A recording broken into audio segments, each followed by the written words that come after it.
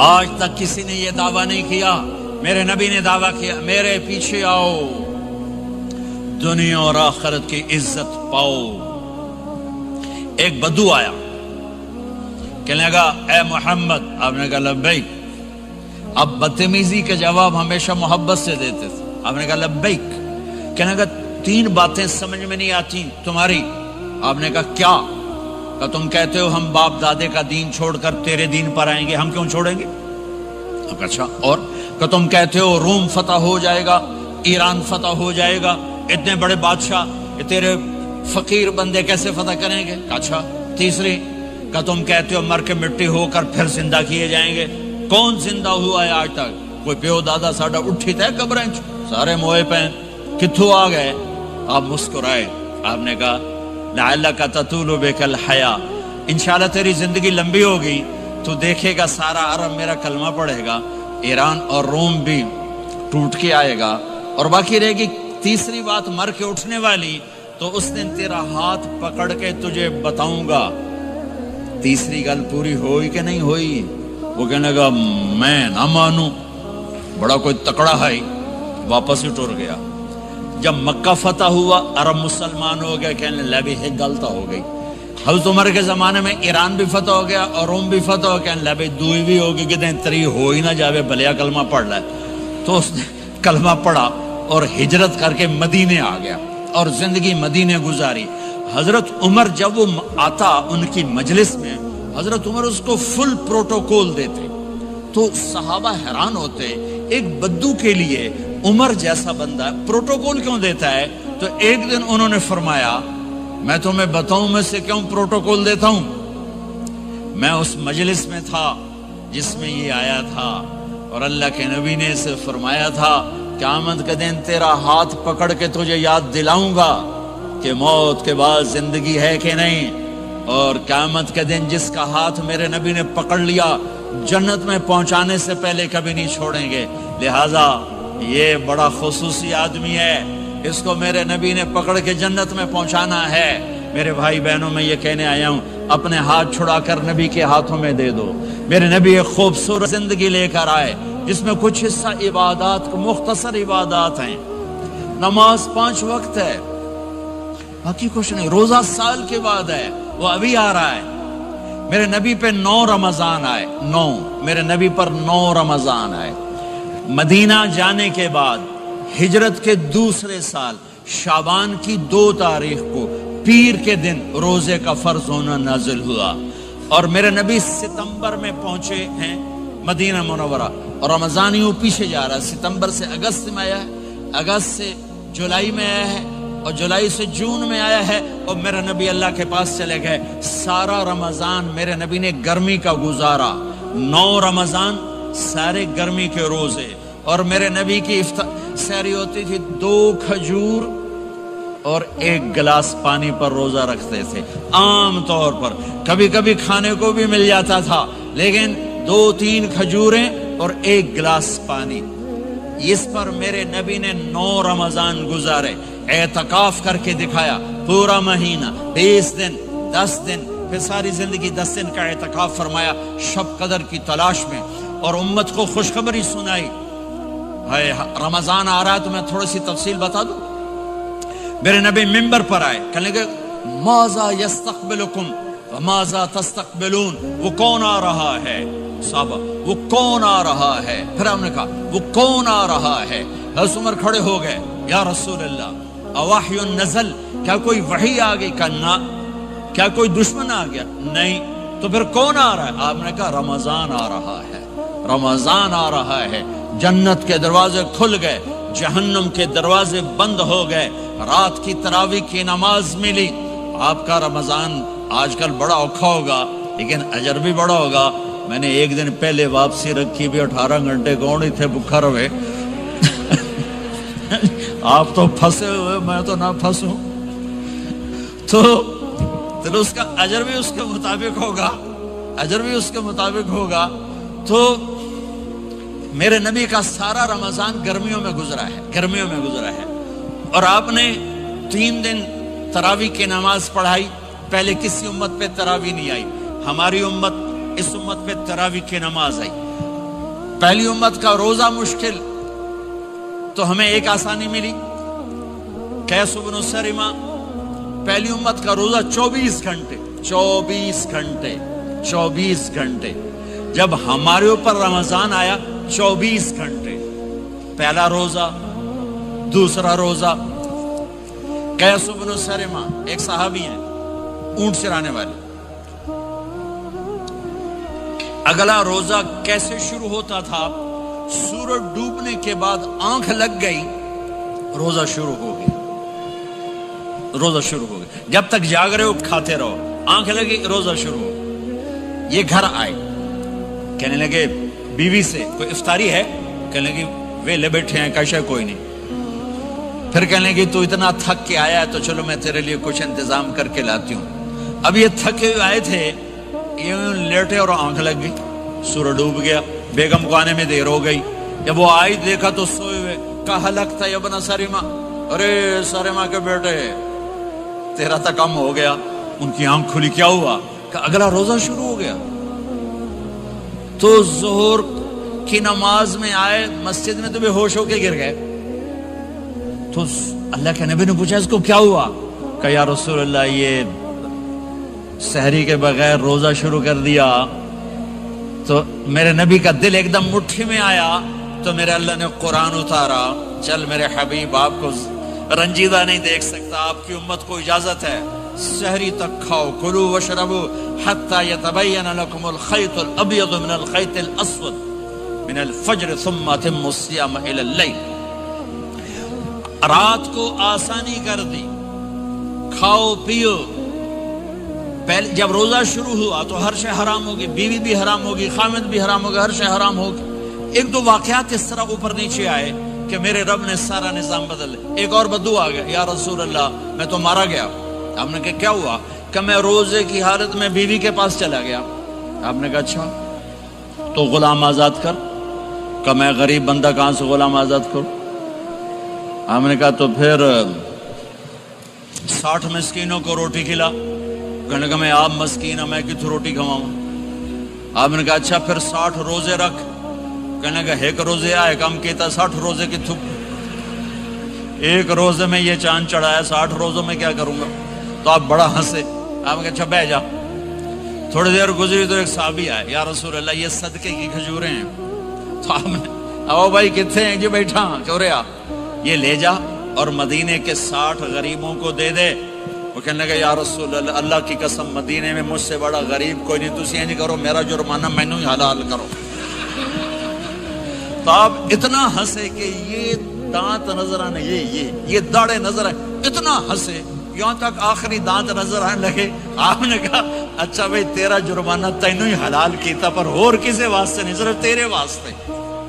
تو یہ اوپر نیچے ایسے کام ہوئے تو میرے رب نے کرم کیا کہ چلو تمہارے لیے رات ساری حلال ہے، ہر حلال چیز حلال ہے۔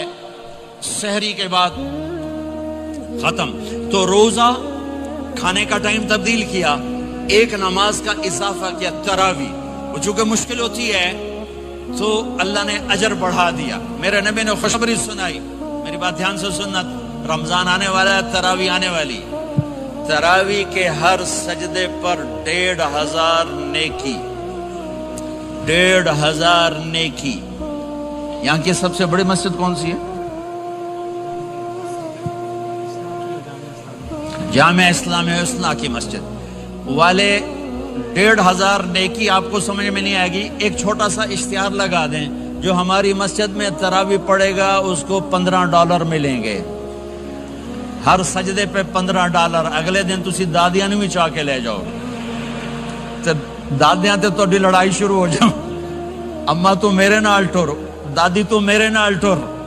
میرے نبی کی خوشخبری 1500 نیکی، 3 سیکنڈ کا سجدہ، ہر سجدے پر جنت میں سرخ یاقوت کا ایک محل جس کے 60,000 سونے چاندی کے دروازے۔ تسی ایک گھر لے کے ساری زندگی قرضے لائی رکھ دے ہو نہیں؟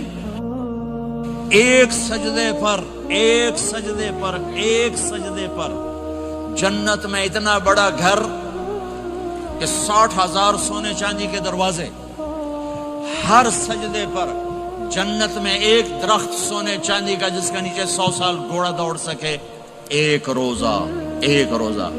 رمضان کا کبھی سوچا رمضان کا مطلب کیا ہے؟ رمضان کو رمضان کیوں کہتے ہیں؟ اللہ نے 11 مہینوں کے نام عربوں سے رکھوائے اور روزے کے مہینے کا نام خود رکھا قرآن میں، شہر رمضان الذی انزل فیہ القرآن۔ محرم، صفر، ربیع الاول، ربیع الثانی، جمادی الاولی، جمادی الثانی، رجب، شعبان، شوال، قاعدہ، ذوالحج، یہ عربوں نے نام رکھا، اور رمضان پہلے سے رکھا جا چکا تھا، عربوں سے رکھوایا۔ رمضان کے لفظ اور روزے میں کیا جوڑ ہے؟ رمضان کہتے ہیں جل جانا، جل جانا، جل جانا۔ تو اس کو روزے کے ساتھ کیا مناسبت ہے کہ جب کوئی مرد عورت روزہ رکھتا ہے یا رکھتی ہے تو پچھلے 330 دن کے گناہ، آج روزہ رکھا، پٹی تیار ہو گئی، گناہ ڈال کے جلاؤ، دوسرے دن اور گناہ جلاؤ، تیسرے دن اور گناہ، چوتھے دن اور، 30ویں دن سارے گناہوں کو اللہ تعالیٰ جلا کے، راکھ کر کے، ایمان والے مرد عورت کو پاک کر کے، صاف کر کے، آخری رات کہتا ہے جاؤ بخشے بخشائے چلے جاؤ، جاؤ بخشے بخشائے چلے جاؤ۔ تو میرے نبی تو 2 کھجور پہ روزہ رکھتے تھے۔ اور ایک بڑا خوبصورت واقعہ ہے رمضان کا، کہیں سے بکرے کی سری پکی ہوئی آ گئی تو آپ بڑے شوق سے کھا رہے تھے، اور ساتھ ارباز بن ساریہ بھی تھے، حضرت علی بھی تھے، اور حضرت مقداد بھی تھے، 3-4 آدمی سری کھا رہے تھے۔ بلال رضی اللہ عنہ آئے کہ یا رسول اللہ سحری کا ٹائم ختم ہو گیا ہے، میں اذان دینے جا رہا ہوں، آپ کھانا پینا بند فرما دیں۔ اب میں کہا ٹھیک ہے، وہ باہر چلے گئے، اذان دینے لگے، پھر خیال آیا میں دیکھ لوں کہ آپ نے کھانا چھوڑا کہ نہیں چھوڑا، واپس آئے تو آپ کھا رہے تھے۔ کہا یا رسول اللہ واللہ لقد اصبحت، اللہ کی قسم صبح ہو گئی۔ آپ نے ہاتھ پیچھے کر لیا، کہا ارے بلال نہیں ہوئی تھی، نہیں ہوئی تھی، تیرے قسم کھانے پر اللہ نے پہلے نکال دیا اس کی کہ تیری قسم جھوٹی نہ پڑے۔ حضرت علی نے فرمایا اگر بلال قسم نہ اٹھاتے تو جب تک میرے نبی کھاتے رہتے اللہ صبح کو پیچھے ہٹاتے جاتے۔ دیگ پک رہی تھی، ابو عبیدہ رضی اللہ تعالیٰ عنہ بن جراح وہ دیگ پکا رہے تھے، بکرا۔ آپ نے کہا ابو عبید یہ مجھے بکرے کی دستی پکڑانا، اگلے بازو، آپ کو اگلے بازو کا گوشت پسند تھا، گردن کا گوشت پسند تھا، یہ کمر کی پٹھ کا گوشت آپ کو پسند تھا، دودھ پسند تھا، برنی کھجور پسند تھی، عجوا کھجور پسند تھی، تازہ روٹی پسند تھی۔ آپ یا تازہ کھاتے تھے یا فاقہ، توڑی طرح نہیں 8 دن دے پکا کے فریڈاں ٹھوک دے ہو تو کٹ کے گرم کیتی رکھو تو کھاتی رکھو، یا آپ تازہ کھاتے تھے یا فاقہ فرماتے تھے۔ ایک دفعہ فتح مکہ پر ام ہانی کے گھر آپ نے باسی روٹی کھائی، ورنہ آپ نے ہمیشہ تازہ یا فاقہ، یا تازہ یا فاقہ، کبھی جس کھانے پہ رات گزر جاتی اسے نہیں کھاتے تھے۔ تسی ماشاءاللہ 8 راتاں جو کھدی جاندے ہاں۔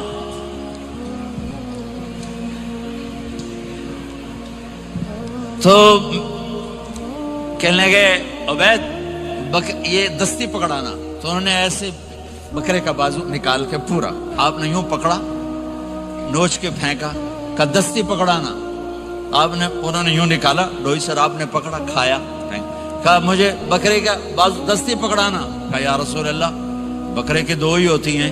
آپ نے کہا تیرا بھلا ہو جائے، اگر تو میرے کہنے پہ ڈوئی ڈال دیتا، جب تک میں کہتے رہتا اللہ مجھے نکال کے کھلاتا رہتا، اللہ مجھے نکال کے کھلاتا رہتا۔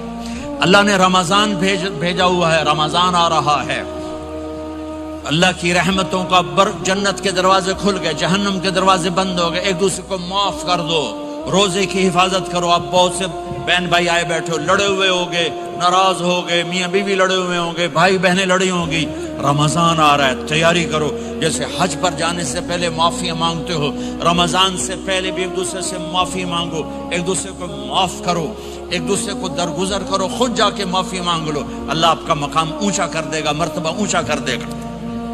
آخری رات اللہ تعالیٰ فرماتے ہیں جاؤ تمہارے رات کی قیام اور دن کے روزے کے بدلے تمہیں سب کو معاف کر دیا، مانگو۔ اور ایک رات اللہ نے شب قدر بنائی جو 1000 راتوں کے برابر کر دی۔ وہ آج آپ کی تو راتیں ہی بڑی چھوٹی ہیں، 5 راتیں جاگ لو 3 گھنٹے دی بھی نہیں رات ہوندی، تو 5 راتیں جاگ لو 21 23 25 27 29، ان میں سے ایک رات ضرور شب قدر ہوگی۔ ایک رات کا جاگنا 80 سال کی عبادت سے بڑھیا ہو جائے گا، صرف ایک رات کا جاگنا، ایک رات کا جاگنا۔ ایک شرط ہے، دل میں بغض نہ ہو، نفرت نہ ہو، حقارت نہ ہو، کسی مسلمان کو حقیر نہ جانو بلکہ کسی انسان کو حقیر نہ جانو، تو آپ کی بندگی اللہ کی بارگاہ میں پہنچ کر آپ کے مقام کو اونچا کر دیں گی۔ تو عبادات میں ایک نماز ہے، پھر ایک روزہ ہے، پھر زکوٰۃ اور حج مالدار لوگوں کا فریضہ ہے، غریبوں کا نہیں ہے، متوسط طبقے کا نہیں ہے۔ تو عبادات کا جو نصاب ہے بڑا مختصر ہے۔ 5 نمازوں پہ کتنا وقت لگتا ہے؟ روزے سال کے بعد آتے ہیں، گنجائش ہے، بیمار ہو بعد میں رکھ لو، مریض ہو بعد میں رکھ لو، زکوٰۃ سارے سال میں کسی وقت دے دو، حج زندگی میں کب کسی وقت کر لو۔ یہ ایک چھوٹا سا نصاب ہے۔ دوسرا میرے نبی کی زندگی کا پہلو جسے میں ہائی لائٹ کرنا چاہتا ہوں، جو نمایاں ہے، جو روشن ہے، وہ میرے نبی کی زندگی ہے، وہ میرے نبی کے اخلاق ہیں، وہ میرے نبی کا درگزر ہے، میرے نبی کا پیغام محبت ہے۔ میرے نبی نے فرمایا اسلام کا سب سے مضبوط عمل کیا ہے؟ ایو اور الاسلام اوثق۔ صحابہ نے کہا الصلاۃ، نماز، آپ نے کہا نہیں۔ جہاد، آپ نے کہا نہیں۔ روزہ، آپ نے کہا نہیں۔ حج، آپ نے کہا نہیں۔ اسلام کا سب سے مضبوط عمل کیا ہے؟ صحابہ، نماز، جی نہیں۔ جہاد نہیں، روزہ نہیں، حج نہیں۔ اچھا یا رسول اللہ پھر کیا ہے؟ سنو اور سے، توجہ سے۔ میرے نبی نے فرمایا اسلام کا سب سے مضبوط عمل آپس میں محبت کرنا ہے، اللہ کے لیے محبت کرنا ہے، اللہ کے لیے محبت کرنا ہے، اللہ کے لیے محبت کرنا ہے۔ اسلام پیغام محبت ہے، میرے نبی کی زندگی محبت کی پوری تصویر ہے، کسی سے نفرت نہیں، بغض اللہ کے لیے، محبت اللہ کے لیے۔ یہ اسلام کا سب سے مضبوط عمل ہے۔ میرے بھائیوں، میری بہنوں، اب دور دراز جگہ میں ہو، اب آپ یہیں کے، جن کے پاس پاسپورٹ ہیں وہ یہیں کے شہری ہیں، یہ آپ کا دیس ہے، یہ آپ کا وطن ہے، اسے محبت سے بھرو۔ پاکستان کی نفرتیں یہاں نہ زندہ کرو، ہندوستان کی نفرتیں، بنگال کی نفرتیں یہاں مت زندہ کرو، آپس میں امت بن کے رہو، مذہب کے نام پہ مت لڑو۔ یورپ میں یہ آگ لگی ہوئی ہے، میں بہت عرصے کے بعد آیا ہوں، مجھے نہیں پتا کہ یہاں مذہبی نفرت ہے یا نہیں ہے، لیکن چونکہ یورپ میں بہت دفعہ جانا ہوتا ہے، ہر سال ہوتا ہے، وہاں یہ جھگڑے، نفرتیں، ہماری مسجد، تمہاری مسجد، ان کے پیچھے نماز نہیں، ان کے پیچھے نماز نہیں، یہ تو مسلمان ہی نہیں، یہ تو گستاخ رسول ہیں، یہ وہابی ہیں، یہ کافر ہیں۔ دیکھو میں ہاتھ جوڑتا ہوں، امت بن کے رہو، امت بن کے رہو، مومن بن کے رہو، مسلم بن کے رہو، مومنہ بن کے رہو، مسلمہ بن کے رہو، اختلاف رائے کو برداشت کرو۔ یہاں چاند کے مسئلے میں اختلاف ہوتا ہے، روزے کے ٹائم میں اختلاف ہوتا ہے، علماء سے کہتا ہوں اس اختلاف کو مٹھاؤ، جس میں سہولت ہو سارے وہ لے لو۔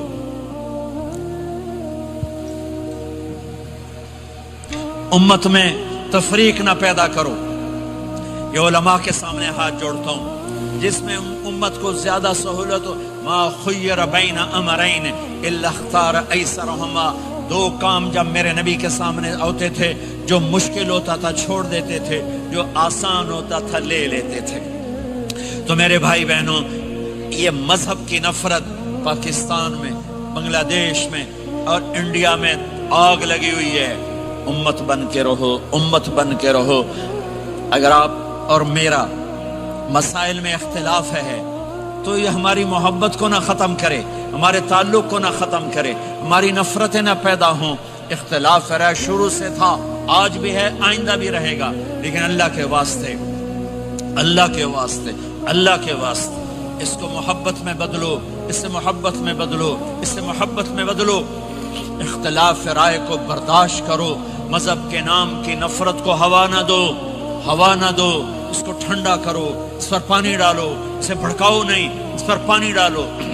میرے نبی نے عبداللہ بن ابی سے نباہ کر کے دکھا دیا، جو منافقوں کا سردار، باقی منافقوں کا تو کسی کو پتہ نہیں تھا سوائے میرے نبی کے، عبداللہ بن ابی کا منافق ہونا سب کو معلوم تھا، یہ منافق ہے، اور آپ کے پیچھے نمازیں پڑھتا رہا، آپ نے اس کے اپنے ساتھ رکھا، لیکن آپ پانی پی رہے تھے۔ عبداللہ بن ابی کے بیٹے عبداللہ پکے صحابی تھے، کہنے لگے یا رسول اللہ تھوڑا پانی تو بچا دیں۔ آپ نے کہا کیا کرو گے؟ کہا اپنے باپ کو پلاتا ہوں شاید ایمان مل جائے۔ آپ نے پکڑا دیا، گھر آیا، کہا ابا یہ پانی پی لے۔ کہنے لگے یہ کیا ہے؟ کہا یہ میرے نبی کا بچا ہوا پانی ہے، پی لے شاید تجھے ایمان مل جائے۔ سنو، کہنے لگا وہاں سے کسی کا پیشاب لیا وہ پی لوں گا، یہ نہیں پیتا۔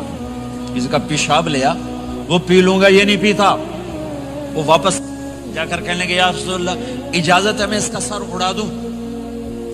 آپ نے کہا نہیں، تیرا باپ ہے، یہ کام نہیں کرنا۔ میں نہیں چاہتا کہ لوگ کہیں محمد اپنے ساتھیوں کو قتل کرتا ہے۔ اور جب وہ مرا کم وقت ان کے بیٹے آئے، یا رسول اللہ میرے باپ کو جنازہ پڑھائیں گے؟ آپ نے کہا پڑھاؤں گا۔ کفن دیں گے؟ کہا دوں گا۔ کہ اپنا کرتا دے دے۔ آپ نے کرتا اتار کے دے جا، اس کو کفن دے دو کہ شاید کم وقت بخشا جائے۔ اور اب اتنی نفرت ہے کہ ایک دوسرے کا جنازہ بھی نہیں پڑھتے، سلام بھی نہیں کرتے، مسجدوں میں لڑائیاں ہو رہی ہیں۔ آپ نے کرتا دیا، اس کو پہنایا، آپ جنازے کے لیے کھڑے ہوئے، حضرت عمر آگے آ گیا، یا رسول اللہ آپ کو پتہ یہ کون ہے؟ کہ عمر مجھے بتاتے ہو یہ کون ہے؟ مجھے نہیں پتا کون ہے۔ کہ اس کا آپ جنازہ کیوں پڑھ رہے ہیں؟ کہ اللہ نے کہا ہے پڑھ یا نہ پڑھ میں معاف نہیں کروں گا، تو میں پڑھتا ہوں شاید اللہ معاف کر دے۔ یہ میرے نبی کے اخلاق ہیں، یہ میرے نبی کے اخلاق ہیں، یہ میرے نبی کی خوبصورت زندگی ہے۔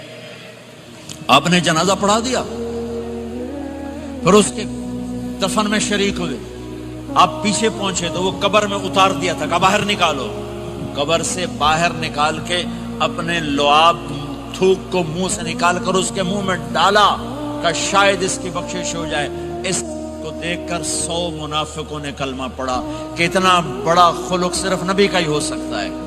تو میرے بھائی بہنوں، بہت بڑا مجمع آیا ہوا ہے۔ میرے نبی کی زندگی کا دوسرا پہلو، میرے نبی کی زندگی، معاشرت، پاکیزہ اخلاق، محبت بھرا پیغام، ماں باپ کے لیے، بیوی کے لیے، بیوی کا خامد کے لیے، بہن بھائیوں کا ایک دوسرے کے لیے، یہ ایک خوبصورت زندگی ہے جو آج ہم بھول چکے ہیں، مٹ چکی ہے، مٹا چکے ہیں۔ میرے نبی کے خوبصورت اخلاق، میرے نبی کا درگزر کرنا، میرے نبی کا معاف کرنا۔ 21 برس قتل کے منصوبے بنانے والوں کو آپ نے کہا مکے والے جاؤ معاف کیا، جاؤ معاف کیا، ایک جملے پر جاؤ معاف کیا۔ یہ میرے نبی کا پیغام ہے۔ میرے نبی کے اخلاق سچائی، میرے نبی کے اخلاق دیانتداری، میرے نبی کے اخلاق صدق و امانت۔ سب سے زیادہ ہائی لائٹ جو مکی زندگی میں آپ کی صفت ہوئی، صادق امین، سچا امانت دار، سچے امانت دار۔ میرے نبی سے پوچھا گیا یا رسول اللہ مسلمان بزدل ہو سکتا ہے؟ کہا ہاں۔ کنجوس بخیل ہو سکتا ہے؟ کہا ہاں۔ یا رسول اللہ مسلمان جھوٹ بول سکتا ہے؟ کہا نہیں، جھوٹ نہیں بول سکتا۔ میرے نبی نے فرمایا یتبع المؤمن علی الخصال کلھا، ہر مسلمان مرد عورت بڑے سے بڑا گناہ کر سکتا ہے، لیکن اگر میرا امتی ہوگا دو نہیں کرے گا، دو نہیں کرے گا، دو نہیں کرے گا۔ ایک جھوٹ کبھی نہیں بولے گا، ایک دھوکہ کبھی نہیں دے گا۔ ایک جھوٹ نہیں بولے گا، ایک دھوکہ نہیں دے گا۔ ایک جھوٹ نہیں بولے گا، ایک دھوکہ نہیں دے گا۔ اور جب اللہ تعالیٰ جنت میں سب سے پہلے اپنا دیدار کرائے گا سب کو جنت میں، بھائیو یہ تو کوئی زندگی کوئی نہیں ہے۔ جب مال جمع ہوتا ہے تو موت آ چکی ہوتی ہے۔